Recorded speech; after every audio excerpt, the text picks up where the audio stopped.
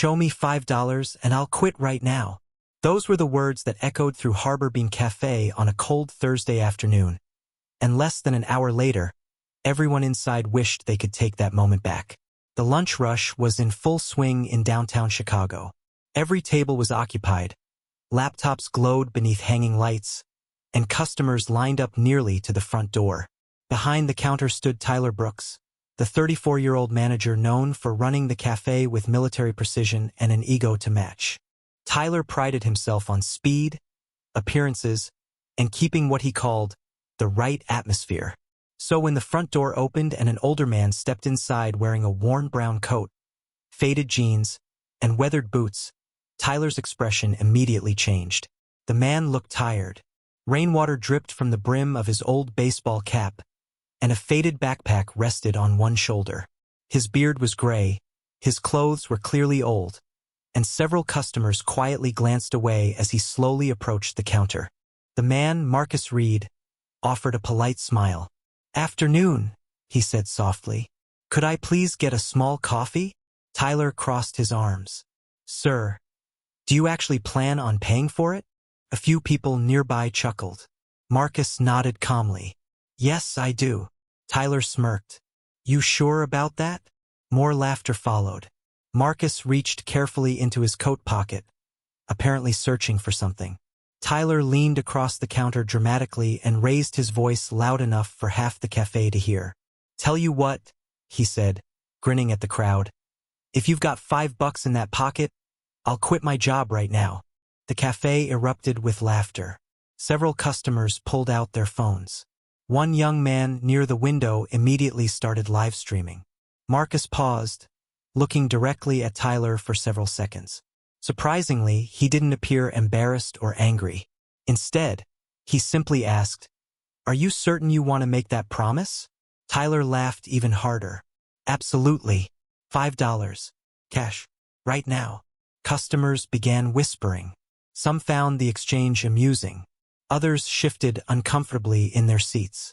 Near the pastry display, a little girl sitting with her mother frowned and whispered, "Mom, why are they laughing at him?" Her mother didn't answer. Marcus slowly removed his hand from his pocket, then stopped. He looked around the crowded cafe, taking in every face. Every phone pointed toward him, every smile. Then, to everyone's surprise, he quietly slipped whatever he had back into his pocket. "I see," he said. "Then perhaps this isn't really about coffee." Tyler rolled his eyes. "If you're not ordering, sir, you need to leave." Marcus nodded politely. "Of course." He turned toward the door without another word. But just before stepping outside into the rain, Marcus stopped, reached into his backpack, pulled out an old cell phone, and made a call. No one inside could hear what he said. They only heard his final sentence before he ended the call. "I'm ready," Marcus said calmly. "You can come in now." The door closed behind Marcus, and for a few seconds, Harbor Bean Cafe returned to normal. Tyler shook his head and laughed as he wiped the counter. "Some people really do have a flair for drama," he said loudly, earning a few more laughs from customers nearby. The young man live streaming from the corner zoomed in on Tyler and said, "Man, this is wild." The old guy just made some mysterious phone call outside. The stream had already attracted hundreds of viewers, many of whom were commenting rapidly. Some viewers thought the entire encounter was funny. Others were criticizing the way Marcus had been treated. Tyler paid no attention. He felt completely justified. To him, Marcus was simply another stranger trying to linger inside the cafe without fitting the image Tyler wanted for his business. Near the pastry case, the little girl who had spoken earlier continued watching through the window. Marcus had not left. Instead, he stood quietly beneath the awning outside, protected from the rain. He did not appear upset. He was simply waiting. The girl's mother noticed her staring. "Sweetheart, finish your muffin," she said gently. "Mom," the little girl whispered. "Why is that man standing out there all alone?" Before her mother could answer, Emma Collins, a 26-year-old barista working the afternoon shift, walked over to Tyler. "Maybe we should have just served him," she said quietly. "It was only a small coffee." Tyler shrugged. Emma, you are new here. You do not understand. If you let one person hang around, others follow. Customers stop coming. Emma glanced toward the window again. He seemed polite. Tyler rolled his eyes. Being polite does not pay rent. Emma said nothing more, but something about Marcus bothered her. During their brief interaction, she had noticed something unusual. Marcus had spoken calmly, clearly, and with remarkable confidence. He had not reacted like someone embarrassed or desperate. It almost felt as though he had been observing everyone rather than being affected by them. Meanwhile, outside, Marcus checked his watch. Then he looked down the street as if expecting someone. Rain continued falling steadily across downtown Chicago. Pedestrians hurried along the sidewalks carrying umbrellas and coffee cups, completely unaware that dozens of people inside Harbor Bean were still discussing the encounter. Suddenly, the live streamer's phone buzzed repeatedly. "Guys, this stream is blowing up," he announced excitedly. "Over 5,000 people are watching now." Customers immediately became curious. Several moved closer to hear. Comments flooded the screen. One comment read, "Why is that older man still waiting?" Another said, "Something feels off. That guy looked important." Tyler laughed when he overheard it. Important? Come on. People on the internet believe anything. But at that exact moment, a black SUV slowly turned the corner and pulled up directly in front of the cafe. Then a second SUV appeared behind it. The entire cafe grew noticeably quieter. Through the rain-covered windows, everyone watched as two professionally dressed men stepped out of the first vehicle, looked toward the entrance, and then scanned the sidewalk. One of them pointed directly toward Marcus. Inside Harbor Bean Cafe, conversations stopped almost instantly. Even Tyler, who had spent the last several minutes joking with customers, fell silent as he stared through the window. The two men who had stepped out of the first SUV were dressed in dark business suits despite the rain. One carried a leather portfolio while the other held an umbrella, though neither seemed concerned about getting wet. They looked around briefly before walking directly toward Marcus. The young man live streaming moved closer to the glass. "No way," he whispered excitedly. "This just got interesting." Thousands of viewers were now watching online, and comments were pouring in faster than anyone could read them. Some people insisted Marcus had to be wealthy. Others believed he was secretly famous. A few suggested the entire scene had been staged. Tyler crossed his arms. "Probably social workers," he said confidently. "Or maybe family members finally found him." Yet his voice lacked the certainty it had only moments earlier. Outside, one of the suited men approached Marcus and extended his hand respectfully. Marcus shook it warmly.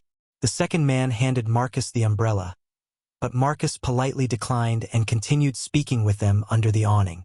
From inside the cafe, no one could hear the conversation. Emma watched carefully. Something about the interaction immediately caught her attention. The men were not speaking to Marcus as if they were helping him. They were speaking to him as though he were someone they deeply respected. "Do you see that?" Emma quietly asked another employee. "They are treating him like he is in charge." The other employee nodded slowly. Several customers now stood near the windows openly staring. The little girl tugged on her mother's sleeve again. "Mom, I think those men know him." Her mother finally nodded. "I think you might be right." Tyler attempted to laugh off the growing tension. "People are reading too much into this," he announced. "Everyone calm down and enjoy your coffee." But almost nobody returned to their seats. Curiosity had completely taken over. Then something unexpected happened. One of the suited men looked toward Harbor Bean Cafe, said something to Marcus, and Marcus nodded. All three men began walking toward the entrance. Tyler straightened his apron instinctively. For reasons he could not explain, he suddenly felt nervous. The live streamer's audience exploded again. More than 20,000 people were now watching live.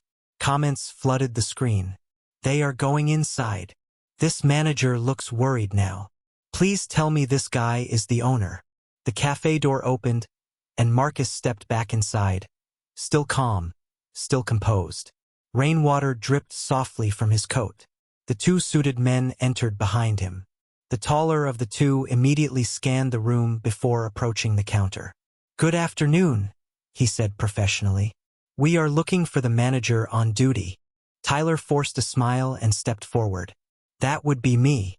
I am Tyler Brooks." The man nodded. "Excellent. Mr. Brooks, we would like to discuss what just happened here." Tyler attempted another nervous laugh. "Sure. What exactly is this about?" The man glanced toward Marcus before replying. "That," he said carefully, "depends entirely on how honest you intend to be." Tyler swallowed hard as dozens of eyes fixed on him. Just minutes earlier, he had been the loudest person in Harbor Bean Cafe. Now he could barely force out a smile. "I have nothing to hide," he said. "The gentleman came in, did not place an order, and I asked him to leave. That is all." The taller man studied Tyler carefully before glancing toward Marcus, who remained silent near the entrance. "Is that your understanding of what occurred, sir?" he asked. Marcus did not answer immediately. Instead, he looked around the cafe at the customers, the employees, and the phones still recording every second. Finally, he spoke. "I entered hoping to purchase a small coffee and spend a few minutes out of the rain." His voice was calm and measured. "I was asked whether I could afford it. Then I was publicly challenged and ridiculed." An uncomfortable silence spread through the room. Emma lowered her eyes. Several customers shifted nervously. The live streamer's comments section exploded with reactions. Tyler quickly defended himself. "Look, I was joking. Everybody was laughing." Marcus nodded slightly. "Yes, they were." The shorter man in the suit opened the leather portfolio he had been carrying. "Mr. Brooks, before we continue, perhaps introductions are appropriate." Tyler straightened nervously. "Sure." The man extended his hand. "My name is Daniel Foster. I am Regional Director for the National Veterans Renewal Foundation." Tyler shook his hand automatically, although confusion was clearly visible on his face. Daniel then gestured toward Marcus. "And this is Mr. Marcus Reed." Several people waited for additional information, but none came. Tyler forced a laugh. "Okay, I still do not understand what is happening." Daniel looked surprised. "You do not know who Mr. Reed is?" Tyler shook his head. "No." A murmur moved through the cafe. Even Marcus seemed mildly amused by the question. Daniel smiled politely. "That is understandable. Mr. Reed rarely seeks public attention." He paused briefly. "However, today was supposed to be different." The second man in the suit finally spoke. "In approximately 45 minutes, Mr. Reed is scheduled to receive the National Humanitarian Legacy Award at Chicago City Hall." The cafe fell completely silent. One customer actually gasped aloud. Tyler stared blankly. "Wait, what?" Daniel continued. "For the past 15 years, Mr. Reed has personally funded housing programs, job placement initiatives, and support services for thousands of homeless veterans across the United States." Emma looked toward Marcus with disbelief. The little girl near the pastry display smiled softly, as if she had somehow known all along. Tyler looked from Marcus to Daniel and back again. "You are telling me he runs some charity?" Daniel gently shook his head. "No, Mr. Brooks. We are telling you that Mr. Reed founded this organization. He built it from nothing after serving in the United States Army and later selling his technology company." Tyler's face lost all color. The live stream audience surged past 50,000 viewers. Comments flooded the screen faster than they could be read. But the biggest surprise came next. Marcus quietly stepped forward and said, "Actually, Daniel, there is one detail you forgot to mention." Daniel looked puzzled. Marcus smiled faintly. "I have spent the last 6 months living exactly as many homeless veterans do, because I wanted to understand what still needs to change." Tyler felt as though the entire room had suddenly become smaller. Only 10 minutes earlier, he had been making jokes at Marcus's expense. Now every customer, every employee, and tens of thousands of people watching online were staring directly at him. 6 months, Tyler finally said. "You have been living on the streets by choice?" Marcus nodded. "Not entirely on the streets, but close enough to understand the daily reality many veterans face. Shelters, temporary housing, public transportation, food assistance programs. I wanted to experience the system personally rather than reading reports from an office. Emma could hardly believe what she was hearing. "Why would you do that?" she asked softly. Marcus turned toward her. "Because people make decisions about struggling individuals every day without ever speaking to them. I wanted to know whether dignity still existed for someone who appeared to have nothing." Those words hung heavily in the air. Several customers lowered their eyes. The young man live-streaming quietly turned his camera toward himself. "I do not think anybody expected this," he admitted to his audience. Comments continued flooding the screen. Many viewers were sharing their own experiences of being judged because of their appearance. Others were apologizing for laughing earlier. Tyler looked increasingly uncomfortable. "Look, Mr. Reed, I did not know who you were." Marcus looked directly at him. "That is true." Tyler quickly nodded. "Exactly. If I had known, things would have been different." Marcus remained silent for several seconds. "That," he said calmly, "is precisely the problem." Nobody spoke. Marcus continued. "You should not need to know someone's achievements, bank account, military service, or professional background before deciding whether they deserve kindness." The silence became almost unbearable. Even the sound of espresso machines seemed unusually loud. Daniel Foster stepped forward. "Mr. Reed has visited more than 70 businesses during the past 6 months. Some welcomed him. Some ignored him. A few treated him exactly as he was treated today." Tyler stared at the floor. "I was wrong," he said quietly. Marcus nodded politely, but before he could respond, the cafe door opened once again. A sharply dressed woman hurried inside carrying a tablet and wearing a Harbor Bean corporate badge. Tyler's expression changed immediately. "Melissa," he said nervously. Melissa Grant, District Operations Director for Harbor Bean, looked directly at Tyler before glancing toward Marcus and the two men in suits. "Tyler, I received approximately 20 calls in the last 15 minutes, she said. "Corporate headquarters is aware of the live stream." Tyler looked stunned. "Already?" Melissa nodded.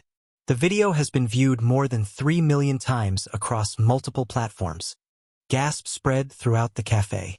Tyler suddenly understood that this moment would not simply disappear when his shift ended. Melissa turned toward Marcus and extended her hand respectfully. "Mr. Reed, on behalf of Harbor Bean, I would like to sincerely apologize for your experience today." Marcus shook her hand warmly. "Thank you. I appreciate that." Melissa then looked back at Tyler. "Corporate would like a complete account of what happened." Tyler slowly nodded, knowing that for the first time since becoming manager, his future at Harbor Bean was no longer entirely in his own hands. Melissa opened her tablet and took a slow breath. It was obvious that she had already watched at least part of the viral video. "Tyler, corporate has requested that I gather statements from everyone involved before making any decisions," she said professionally. Tyler nodded stiffly. "Of course." He tried to sound composed, but his voice betrayed him. For the first time that afternoon, he no longer sounded like the confident manager who had controlled the room only an hour earlier. Melissa turned toward Emma. "Emma, were you present during the entire interaction?" Emma hesitated for a moment before answering honestly. "Yes, Mr. Reed came in asking for a small coffee. He was respectful the entire time. He never raised his voice or caused any problems." Melissa typed several notes. "And the comments made by Tyler?" Emma glanced toward her manager. "They happened." Tyler closed his eyes briefly. Several customers immediately volunteered to share what they had witnessed as well. One customer admitted, "At first, I laughed. Everybody did. But looking back, it was uncomfortable. Mr. Reed did absolutely nothing wrong." Another customer added, "He was treated differently because of how he looked. That is the truth." As the statements continued, Tyler seemed to shrink behind the counter. The reality of the situation was becoming impossible to avoid. Meanwhile, the live stream continued attracting viewers from across the country. News organizations had already begun requesting permission to use clips from the video. The young man streaming looked astonished. "This has become the biggest thing I have ever posted," he said quietly. Marcus listened to every statement without interrupting. He showed no anger, no satisfaction, and no desire to embarrass anyone further. Finally, Melissa put down her tablet. "Mr. Reed," she said respectfully, "I understand this is an unusual request, but corporate leadership would like to know whether there is anything Harbor Bean can do to make this right." Marcus considered the question carefully. Everyone waited for his answer. Some expected him to demand Tyler's immediate termination. Others assumed he would refuse to speak with the company altogether. Instead, Marcus asked a question of his own. "Tyler, how long have you worked here?" Tyler looked surprised. "Almost 8 years. And how long have you been manager?"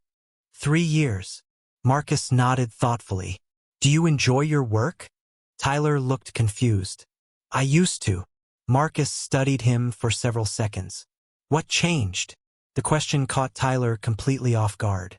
No one had expected the conversation to move in that direction. Tyler hesitated before quietly answering. "Honestly, I got burned out. Long hours, constant pressure, customer complaints, staffing shortages. After a while, you stop seeing people. You only see problems." Marcus nodded slowly as if he understood all too well. "That happens more often than people realize." The entire cafe had become silent once again. Then Marcus said something that nobody expected.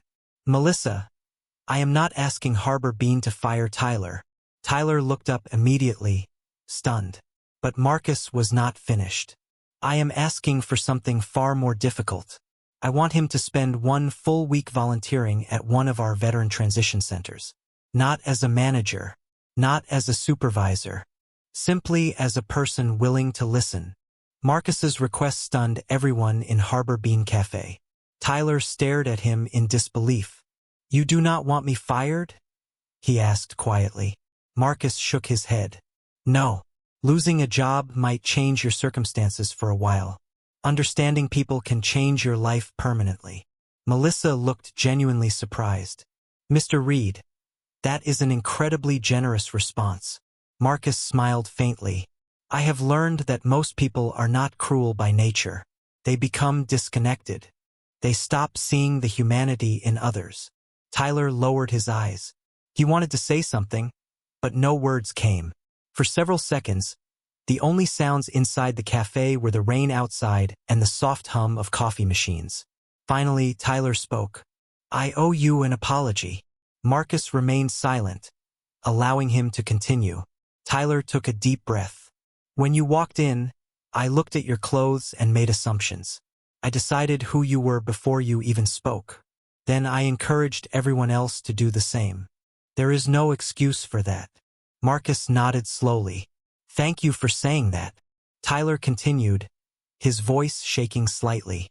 "The truth is, I have been under pressure for a long time, but that is not an excuse either. I forgot that every person walking through those doors has a story." Several customers quietly wiped tears from their eyes. Emma smiled gently. The little girl near the pastry display whispered to her mother, "I think he really means it." Her mother nodded. "I think so too." Melissa stepped forward. "Tyler, corporate will still need to review everything that happened today. However, I will personally include Mr. Reed's recommendation in my report." Tyler nodded. "I understand." Then, to everyone's surprise, Tyler turned toward the customers. "I would also like to apologize to everyone here. I set the wrong example today." Several customers nodded in return. One man raised his hand and said, "Honestly, we all joined in. We should probably apologize too." A wave of agreement spread throughout the cafe. The young live streamer lowered his phone. "I laughed too," he admitted. "I am sorry, Mr. Reed." Marcus looked around the room. "What matters is what you do after this moment," he said calmly. "Embarrassment fades. Growth lasts." At that exact moment, Daniel's phone rang. He checked the screen and smiled. "Marcus, City Hall has moved the ceremony back by 30 minutes. They heard what happened and want to make sure you still have time to attend." Marcus laughed softly. "That is thoughtful. Melissa suddenly had an idea. Mr. Reed, if you are willing, Harbor Bean would be honored to provide coffee and refreshments for your award ceremony this afternoon. Marcus looked genuinely surprised. That is very kind. Melissa smiled. Consider it our first step toward doing better. Marcus extended his hand, and Melissa shook it warmly. As the tension inside the cafe finally began to ease, nobody noticed that the live stream had now surpassed 10 million views nationwide, and thousands of viewers were already asking the same question. Who exactly was Marcus Reed, and how had a quiet man in an old coat just changed an entire room without raising his voice once? As preparations began for Marcus's departure to City Hall, the atmosphere inside Harbor Bean Cafe felt completely different from only an hour earlier. Customers who had once laughed were now approaching Marcus one by one, shaking his hand and thanking him for speaking so honestly. Marcus greeted each person warmly, never mentioning the humiliation he had experienced earlier. Emma finally gathered enough courage to approach him herself. "Mr. Reed," she said, "I have to ask something. During all of this, you never seemed angry." "How?" Marcus smiled gently. "Because anger rarely teaches anything. People listen when they feel respected, even after they have made mistakes." Emma nodded thoughtfully. "I do not think I could have handled it the way you did." Marcus chuckled softly. "Neither could I when I was younger." Emma looked surprised. Marcus leaned slightly against the counter. "When I returned home from military service many years ago, I carried a great deal of frustration. Later, after building my company, I became successful, but I still judged people constantly. I assumed success meant I understood struggle. Then, one winter, I met a veteran sleeping in his car. He had once commanded an entire battalion overseas. One medical emergency had destroyed everything he had built. That conversation changed my life." Emma listened carefully. Nearby, Tyler was helping serve customers for the first time all afternoon without giving orders or rushing anyone. Melissa noticed the change immediately. "You seem different already," she quietly told him. Tyler looked across the room toward Marcus. "I think I spent years managing transactions instead of serving people." Melissa smiled. "Then today may end up helping more than one person." Suddenly, the little girl who had been watching all afternoon walked up to Marcus holding half of her blueberry muffin. "Sir," she said shyly, "would you like the rest of my muffin?" You looked cold outside. The entire cafe fell silent again. Marcus knelt slightly to meet her eye level. "That is one of the kindest offers I have received all year," he said warmly. "But I think you should finish it yourself." The little girl smiled. "My teacher says sharing makes people feel less alone." Marcus looked genuinely moved. "Your teacher is very wise." Her mother wiped away tears. Even Tyler had to look away for a moment. Daniel checked his watch. "Marcus, we should leave in 10 minutes. Marcus nodded, but before moving, he reached into his old backpack and removed a small envelope. He handed it to Emma. "Please open this after I leave." Emma looked confused. "What is it?" Marcus smiled. "Just a thank you for seeing a person when others saw only appearances." Before Emma could respond, Marcus turned toward Tyler one final time. "Remember our conversation," he said. "The week at the transition center begins Monday morning at 8 o'clock. Tyler nodded immediately. "I will be there." Marcus smiled. "Good, because there is someone I would like you to meet, and his story may change your life even more than today has." After Marcus left Harbor Bean Cafe with Daniel and the other representatives, the entire room remained unusually quiet. Customers slowly returned to their tables, but conversations had changed completely.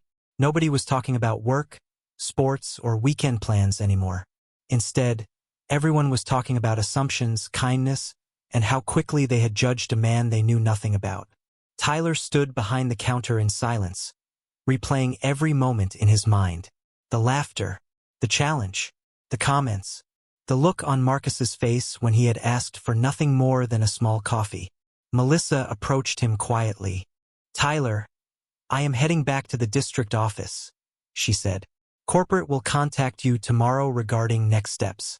For now, finish your shift and take the weekend to reflect." Tyler nodded. I understand. Before leaving, Melissa added, for what it is worth, very few people receive a second chance after something like this. Do not waste it. Tyler promised he would not. Later that evening, after the cafe had closed and the chairs had been placed upside down on the tables, Emma finally remembered the envelope Marcus had given her. Tyler was still cleaning espresso machines when Emma carefully opened it. Inside was a handwritten note and a check. Her eyes widened immediately. Tyler, she whispered, you need to see this. Tyler walked over.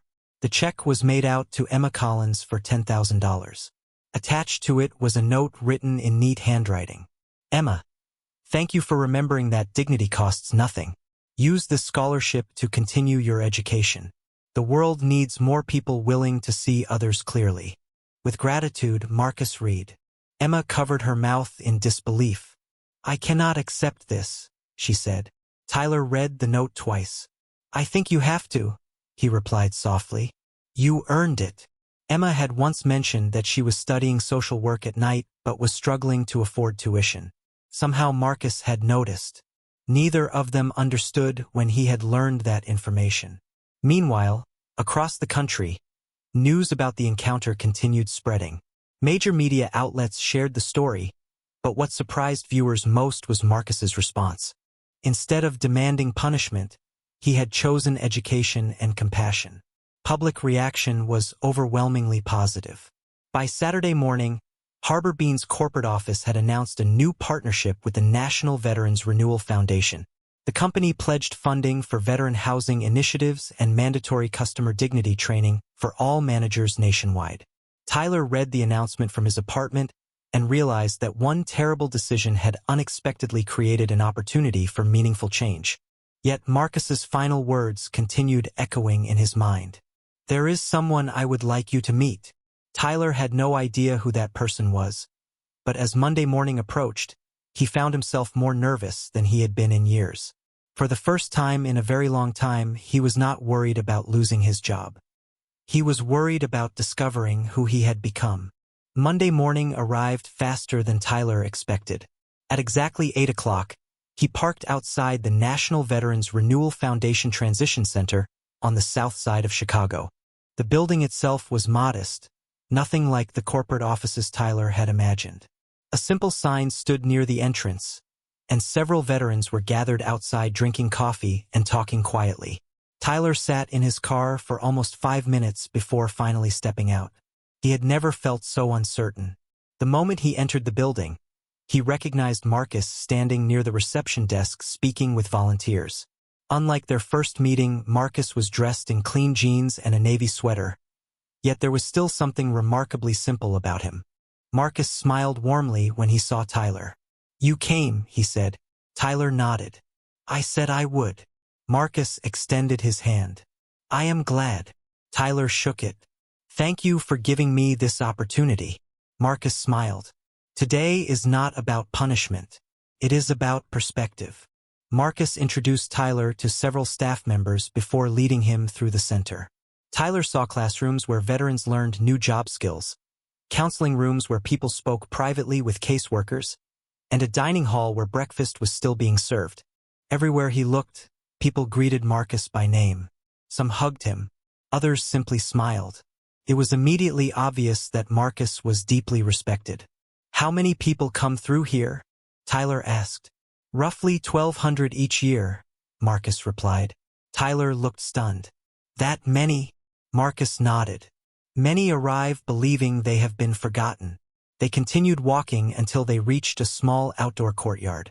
Several veterans sat talking around picnic tables. Marcus stopped beside one older man wearing a faded army jacket. Tyler, Marcus said quietly, I would like you to meet Frank Sullivan. Frank looked up and smiled. He appeared to be in his late 60s. Nice to meet you, Frank said. Tyler shook his hand. Nice to meet you too. Marcus remained standing nearby. Frank served 23 years in the Army. Tyler nodded respectfully. Thank you for your service. Frank smiled. Thank you. Marcus continued. After retirement, Frank owned a successful construction company for almost 15 years. Tyler looked surprised. Frank laughed softly. Life was good for a long time. Then what happened? Tyler asked before realizing the question might be too personal. Frank did not seem offended. My wife passed away unexpectedly. I stopped taking care of myself. Depression cost me my business, my savings, and eventually my home. Tyler stood silently. Frank continued calmly. The hardest part was not losing money. It was watching people stop seeing me as a human being. Once you look homeless, people rarely ask questions. They simply decide who you are.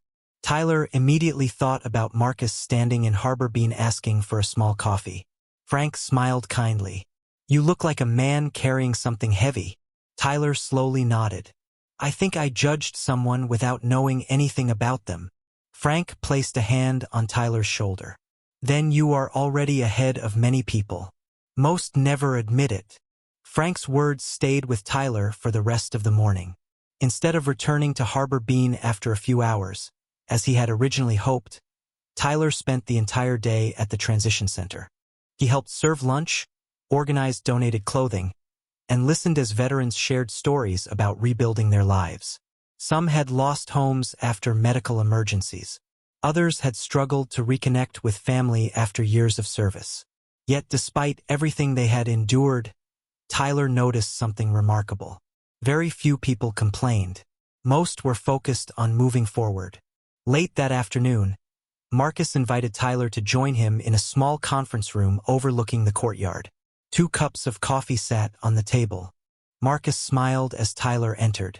I thought we should finally have that coffee. Tyler laughed quietly. I suppose we should. For the first time since they had met, the 2 men sat together without an audience, cameras, or distractions. After a few moments of silence, Marcus asked, What have you learned today? Tyler stared at his coffee before answering. I learned that I have spent years making assumptions. I thought I understood people because I interacted with hundreds of customers every week. But honestly, I stopped seeing individuals a long time ago. Marcus nodded. That realization is difficult. Tyler sighed. The hardest part is realizing how many people I probably treated unfairly before you walked into the cafe. Marcus remained quiet. Tyler continued. I keep replaying that afternoon in my head. I cannot believe I challenged you in front of everyone. I cannot believe I encouraged people to laugh. Marcus looked out the window for a moment. Do you know why I accepted your apology so quickly? Tyler shook his head. Because shame rarely creates lasting change. Reflection does. Tyler considered those words carefully. Marcus continued. During my 6 months living with very little, I discovered something surprising. Most people are not intentionally unkind. They are distracted, exhausted, stressed, or disconnected. But the impact still matters. Tyler nodded slowly. I understand that now. Marcus smiled. Good. Because understanding creates responsibility. Before Tyler could respond, Marcus opened a folder sitting beside him. Inside were photographs and letters from veterans who had completed the Foundation's housing program. These are people whose lives changed because someone chose compassion instead of judgment, Marcus said. Tyler carefully looked through each photograph. Then one picture stopped him completely. It showed Frank standing beside a smiling younger man and 2 children. Is this Frank's family? Tyler asked. Marcus nodded. Last year, after almost 7 years apart, Frank reunited with his son. Tyler looked genuinely happy. That is incredible. Marcus smiled. Second chances usually are. As Tyler closed the folder, he realized something important. Marcus had not brought him to the center to make him feel guilty. He had brought him there to show him what was possible when people refused to define others by their worst moment or current circumstances. And for the first time in years, Tyler began wondering not who he had been, but who he might still become. Tyler completed the full week at the transition center, and by Friday afternoon, he no longer felt like a visitor. He knew names now. He knew stories. He knew which veterans preferred coffee without sugar, who needed help preparing resumes, and who simply wanted someone willing to sit and listen for 15 minutes. The experience changed him in ways he had not expected. On his final afternoon, Marcus invited Tyler to join him in the courtyard once more. The autumn air was cool, and several veterans were laughing nearby as volunteers prepared dinner inside. Marcus handed Tyler a cup of coffee and smiled. "You seem different," he said. Tyler laughed softly. "I am different." Marcus nodded. "Tell me how." Tyler looked across the courtyard before answering. "I used to believe efficiency was the most important part of my job. Move the line faster, solve problems quickly, keep customers happy. But somewhere along the way, I forgot that every person walking through the door is carrying something invisible." Marcus listened quietly. "Frank told me something yesterday," Tyler continued. "He said that when people stopped seeing him as a human being, he almost stopped seeing himself as one." Tyler shook his head slowly. "I cannot stop thinking about that." Marcus smiled gently. "Neither can I. That is why I started this foundation." Tyler looked down at his coffee. "I owe you more than an apology. You could have humiliated me in front of the entire country. Instead, you gave me an opportunity to become better." Marcus chuckled softly. "Second chances changed my life too. Many years ago, after selling my company, I became arrogant. I believed success meant I had earned the right to judge others. Then someone showed me grace when I least deserved it. I never forgot." Before Tyler could respond, Melissa walked into the courtyard.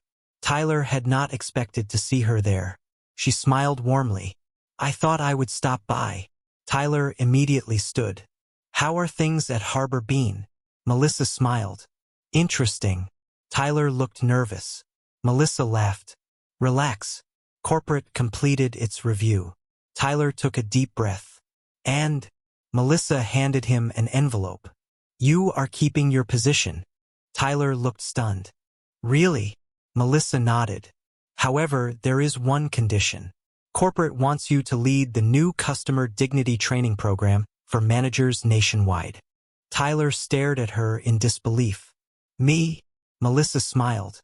"Who better to teach the lesson than someone who learned it the hard way?" Tyler looked toward Marcus, who simply smiled. "Do not waste the opportunity," Marcus said. Tyler nodded immediately. "I will not." As Melissa prepared to leave, Marcus handed Tyler a small card. "One more thing," he said. Tyler looked at the card. It was an invitation to join the Foundation's Board of Community Advisors. Tyler looked up, speechless. Marcus smiled. Change should not end when the headlines disappear. Tyler realized that the man he had once dismissed as unimportant had not only changed his career. He had changed the entire direction of his life. 1 year later, Harbor Bean Cafe looked very different. Framed photographs lined one wall showing community events, volunteer projects, and partnerships with local shelters and veteran organizations. Near the entrance, a simple sign had been added. It read, "Every person who walks through these doors deserves dignity." Customers often stopped to read it, unaware of the story that had inspired those words. Tyler Brooks still managed the cafe, but he was no longer the same person.